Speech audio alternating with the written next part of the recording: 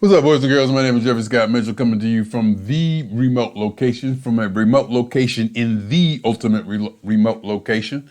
And I want to cut this on really quick. This is like my third time doing a run. You know, when you do these things in a hotel and you set things up and you try to do this and that, it's probably good to check the audio. It's probably good to do a few tests before you just start talking for 20 minutes, you know, before you even know if the audio microphone is plugged in. But anyhow, I digress. What I cut this on for was to talk about, I want to make an addendum to the Michael Hampton Funkteers Ball video storyline that I put out a few days ago. You know, people still posting about Funkteers Ball. People still posting about Funkteers Ball week and a half later. I thought we blew up Facebook and all that with the 420 Funk Mob. G Monique. These folks went crazy at the Funkteers Ball. It was like 9 people going live. You got live videos coming from all over the place. I mean, everybody was there. And what I wanted to say was it lived up to my personal height. It lived up to my personal height. I can't say standard because I didn't lay a standard. It lived up because, see, this summer I seen people in London, I seen people from New Orleans. I know you heard this all before. I seen them in Florida, and it's like farewell tour. So these cats out there playing for real. I mean, I saw some really, really good concerts. And for the Facebook Ball, might as well call it a Facebook Ball. Hell, you might as well call it a Facebook Funkteers Ball. No, we're gonna call it Funkteers Ball. All due respect to the Chocolate City Alliance. For that thing to live up to my expectation, Jeffery Scott Mitchell, speaking subjectively like I always do. You know what? I took my earring out a while ago to get an x-ray on my mouth because they were, you know, they got to put them screws in there and stuff. And I had to take it out. I forgot to put it back in. It's in my wallet. I got to use a mirror to put it back in. This thing, that earring been in my ear for like 30 years, maybe 30 years, 35 years. Somebody gave it to me. And I don't usually buy good stuff, but they told me, said, these are good. They gave me 2 of them. I lost one in the shower at my mother's house in Ranch Cucamonga because I remember when I pulled back and it snapped and I couldn't find it again. I put the other one in. I think that thing was in my ear for 20 years. Didn't rust, didn't do anything, didn't turn my ear green. It just was gold. It was good. It was really good, like she said it was. I showered in it, never took it out for 20 years. You know, every now and then I might have took it out for something, but you know. But anyhow, enough. Why, Jeffrey? Why do you take these side routes? Why? But anyway, for the Funkteers Ball to live up to my, I can't say expectation because I didn't expect nothing, to live up to be something that would be climactic to me, orgasmic to me after the foreplay I done had, not even foreplay, actual orgasmic experiences I had to lead up to it. Hell, we was at 420 Funk Mob like 2 weeks before. My God, that's the purest you can get. And we set up in there and we blew it up. We Facebook Funketeered it, blew it up. I thought that was a big deal to come back and see all these people posting about that. But Funkteers Ball, Facebook Funkteers Ball. Now, I ain't gonna say that, all due respect to the Chocolate City Alliance. It's the Funkteers Ball. For it to live up to that standard, to that, not even standard, whatever, for it to turn me out, okay, after what I've been through, to turn me out after the summer I had, that's what I want to say, and it kind of did turn me out. I was crying, Kendra had me crying, Mr. Hampton displayed so beautifully, Tony Cam had laid it out. Oh, another thing while I'm on this is the side thing that I was going to go to. Zach Robinson, Nappy Head, Shack 9, Nappy Shack is David Horn or somebody in LA. One of the first cats I ever hooked up with music-wise who knew, like, had any kind of inside with P-Funk or anything. David Horn, really cool cat. Trulio Disgracious, you know, went down there, we did some recording and stuff. This is way before I knew anything about anything. You know, I was able to hang out with him, but he was a Nappy Shack. This is Nappy Head, I think. Nappy Head, I think it's called Zach Robertson. But anyway, I want to shout him out because he sang the lead on Cosmic Slop. And for me, that's a big deal. You know, all the people who were there, all the people who weren't there, blah, blah, blah, blah, blah. He was the one that they picked to sing the lead on Cosmic Slop. And to me, that's major. And I think I think he tried to sing the lead in Knee Deep. I can't remember. I know in rehearsal he did it. I don't know what happened, if it got, I don't know. I just have to watch the tape. But I think he was the one. So they had him singing lead. And I'm like, go ahead, man. You know, that right there, you deserve a shout out. Let me put that on there. All right, so the Funkteers Ball, living up to, not even expectation, turning me out. Funkteers Ball turning me out after all I've been through this summer. Up, 420 Funk Bomb, had me Garrett Shatter and them, had me crying, Lines, Hampton, Gabe, Mr. Payne, the Durkin guy, whatever his name is, whoever was over there, Greg Thomas, don't let me forget nobody else. Law was there. Hope I didn't forget nobody. But anyway, that pure group, that group is about as pure as you can get. To see them perform and then go to the Funkteers Ball and have it turn me up, just push me farther. And it was the fellowship, it was the people around me, it was everything, blah, blah, blah, blah, blah, blah, blah, blah, blah, blah, because we still posted about it. If you on Facebook, you see us still posting about it because we was there and we turned it out. It started Friday night, then Saturday, and then Saturday night, and then Sunday, I'm always gone. Sunday, I'm always gone before people even get up. I'm already at my destination most of the time by the time people get up. I used to go to a football game anyway, but I just came back here to Ohio. About that, I said it turned me out already enough times. I wanted to make an addendum about that as far as Michael Hampton, because I was trying to be all sensational and, and just try to say something, provocative or controversial or whatever. I was saying he played his ass off at the Funkteers Ball because his boss and P-Funk, the mother band, was playing somewhere else. So he was double booked and he chose the Funkteers Ball. And it was, it was sensationalized, and I kind of, I knew which way I was trying to go with that. I was trying to make it like, ooh, see that? But after a day or two later, I thought about it, and it seemed petty, and I want to come back and address that, because the year before, I think it was last year, I'm not sure, because of the COVID thing, one of those years, Mr. Hampton, it was Maggot Brain 50th anniversary at Funkteers Ball, and he played Maggot Brain. And he went all the way around the venue. He walked off stage playing the lead, all the way through the venue.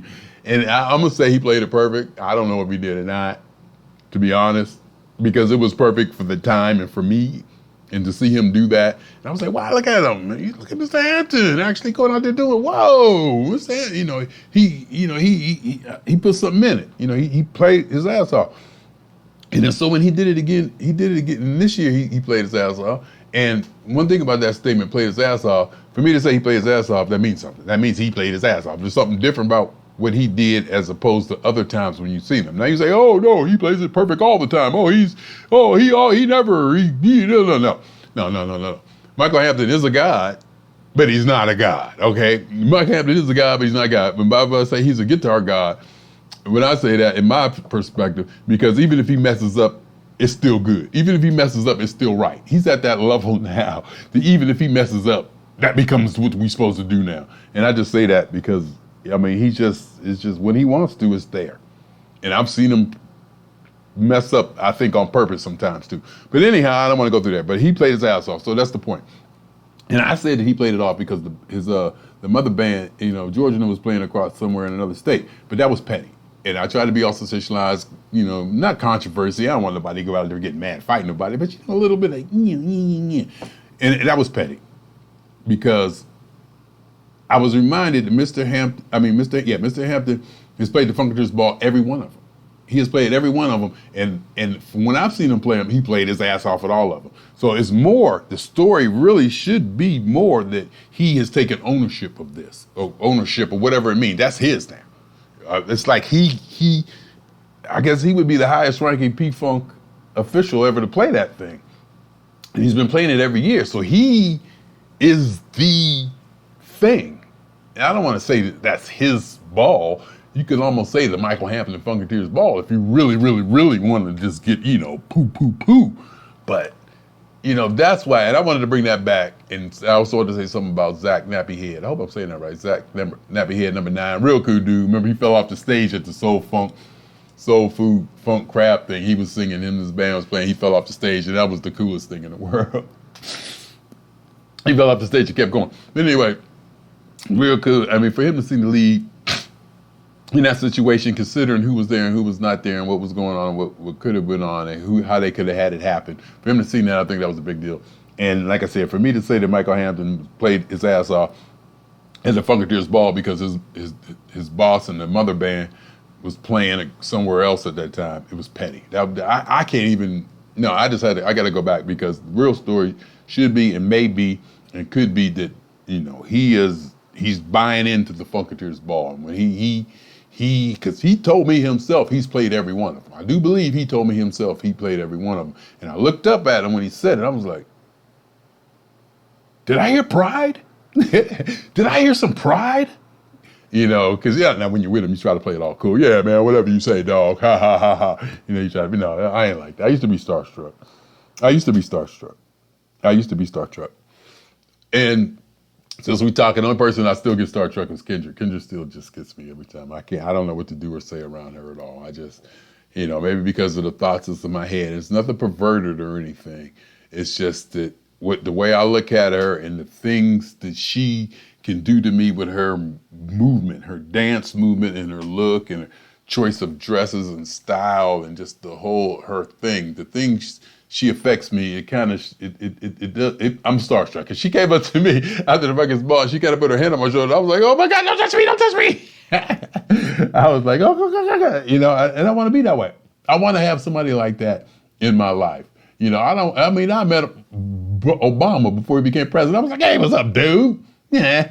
I meet Mr. Clinton. I'm like, hey, But no, I did get kind of starstrucky the last time I saw Mr. Clinton. I kind of rambled off something out of my mouth that probably could have been more structured and thought out. But, I still get a little bit of star steady. But Kendra, every time, I just don't know what to say or do. Even taking pictures, even taking the selfie, I was like, okay. I even stopped and said, okay, wait, let me get myself together. So I don't want to say. And in some ways, I can almost say that I don't want to get that close to her. There's certain people I don't want to get close to. I want them up on that pedestal. I want to look up every now and then. I'm tired of looking down on everybody else. And you think I'm joking on that? I am. I'm not that narcissistic or whatever the word is, or egotistical. I don't think I look down on everybody, but I do not look up at many people, if any. And if it really came down to it, I don't really look up to nobody. But there's certain people that I like to place up at an exalted position so that I get goosebumps or get all weird and ooh when I see them and get excited and get tongue-tied and don't know what to do, and Kendra's one of them. I just, for whatever reason, I just look at that girl and, for the way she sang, ever since she sang, we can do this for always. We can do this for always. Way back then. So, so I like to have that. And, but, and then I used to get a little weird. I mean, there was times when I got weird. In fact, the first time I met P-Funk, Mr. Payne I was leaving a concert at the Aladdin. I was leaving their show at the Aladdin in Vegas. I drove up there. This was back in the days where I would drive up. I'd go see them. As the show over, I'm out. I ain't trying to talk to nobody, see nothing. I come from the music. I am about the music. I'm not about the players. I'm not about Mr. Clinton. I'm not about Mr. Curry, Mr. Thomas, blah, blah, blah, blah, blah, Mr. Boyer, name them all, Mr. Treylou, blah, blah, blah. Let me keep going, Mr. Scheider. I was never really about the people. It's about the music and how it was created and played. It's like, I'm a Pittsburgh Steelers fan. I'm not a Ben Roethlisberger fan. I'm not a Najee Harris fan. I am a Pittsburgh Steelers fan. So, and it's all about winning. So when Franco Harrison then retire, I still expect my team to continue, But, so when I was leaving, I just, show was over, so I was leaving. And then Mr. Payne was coming in. I was like, and I knew him. I didn't know him, but I knew his face. I was like, hey, what you supposed to?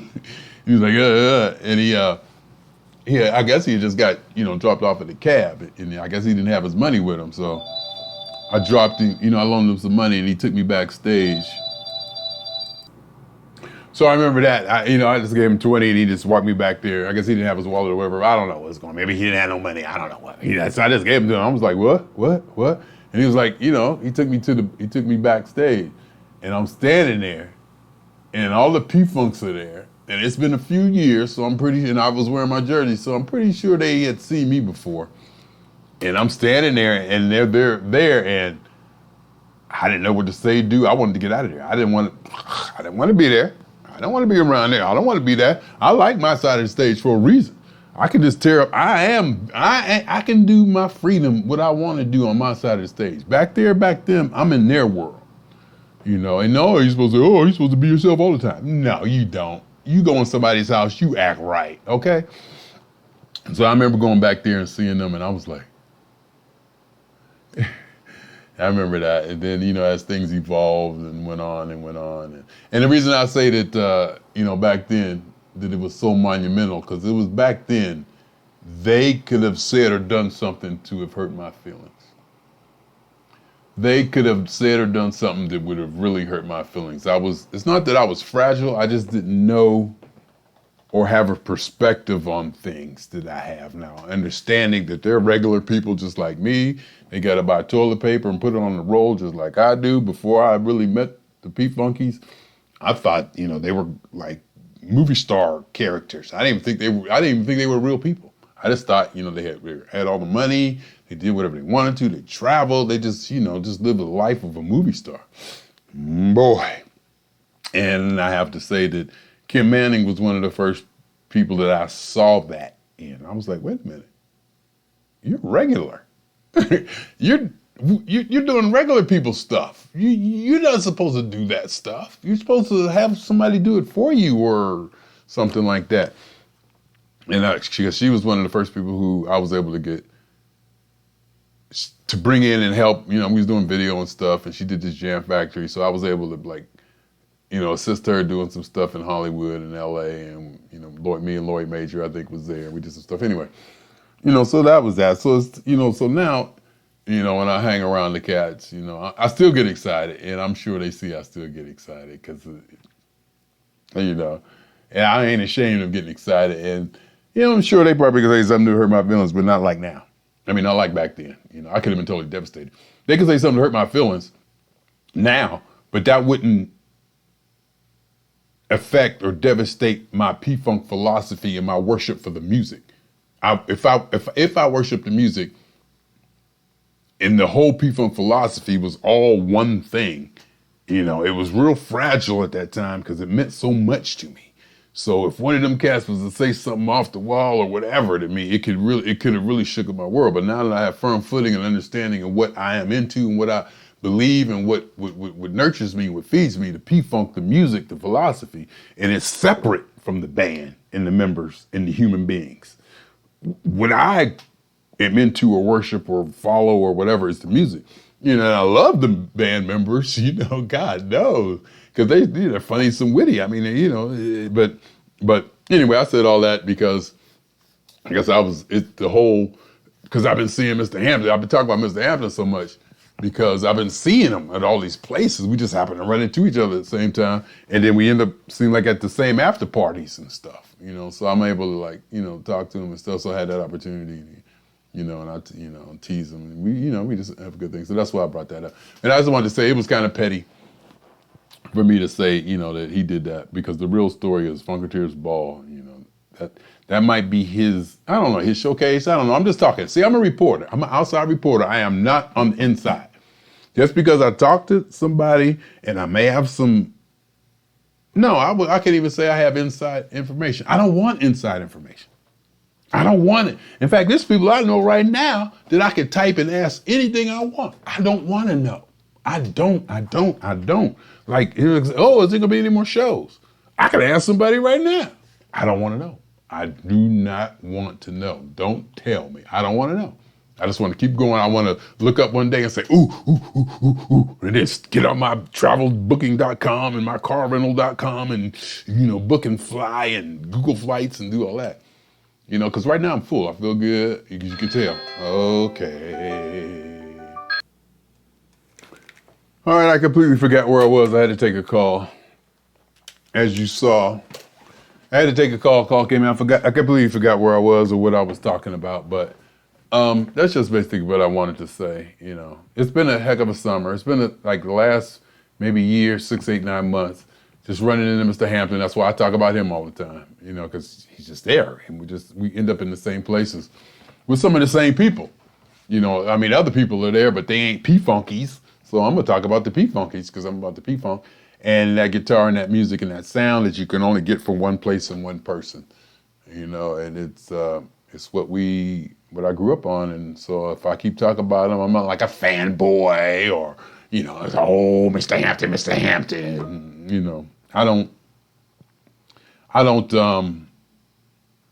don't look at anybody that way. But I did, when he was at the 420 Funk Ball, I wore, why am I talking about this person so much? I'm not even used to talking about a person so much. I'm Jeffrey Scott Mitchell, goddammit. Every time I talk, the first thing you hear out of my mouth is, my name is Jeffrey Scott Mitchell. There's nobody above me, but, it's kind of fun because, the rapport is kind of cool. We hung out and, and I'm kind of bragging a little bit. Come on, I'm hanging out with Kid Funkadelic. I'm going to brag about it. Like I used to brag about when I hung out with Norwood and Lige and them. In fact, I'll say it again. I got a picture at the 420 Funk album. Mr. Norwood Fisher and Mr. Lige Curry, them two's the ones who put me on. Wherever I am now, it's probably because of them two. Because it used to be, it was to the point where people would have seen me with them, and I got a newfound respect. People was treating me and I noticed it. I was like, oh, you don't want to abuse it. You want to nurture it and, accommodate the person. Some people starstruck and they get all, there's a certain way that you, as the star, that you can help the person be at ease. You don't want to make them feel uncomfortable, and I got to do the same thing. People come up to me, be all excited, and I'll be like, you kind of help them and talk them through it, you just kind of, make their landing gentle, and I forget why I said that, because probably somebody did that to me or something. I'm not sure. But anyhow, completely forgot what I was talking about. Completely forgot what I was talking about. That's how good I feel. That's how good I feel. And at the Funkteers Ball, people saying, how you doing? People be asking me how I'm doing. I'm like, look at me. You tell me how I'm doing. People ask me, how you doing, Jeff? I said, look at me. You tell me how I'm doing. If I'm at a show, Tony Cam said, you like it? If you can't look at me and tell if I like it or not, I'm not doing my job.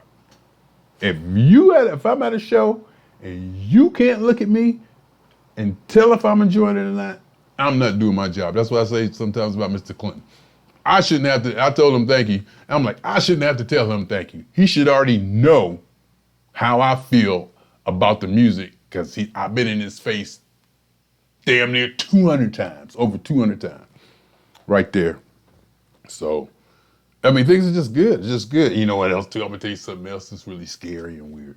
I'm gonna tell you, let me see if I can pull this up for you just to be sensationalized or whatever. Oh, and I didn't do this part yet. See, look at this. Y'all didn't see this either. This is me on the other camera. I got other cameras. See, I got other cameras. And that's me on that camera over here. See, that's that camera here. You can't see it, but it's over there. But I couldn't get it I got to get that camera to connect to the Wi-Fi so I can connect OBS to that camera, and I couldn't. So I just hooked up to one camera, just wanted to, just talk anyhow. Because it's been a while since I just talked. Because you see, I'm just talking. I'm just talking.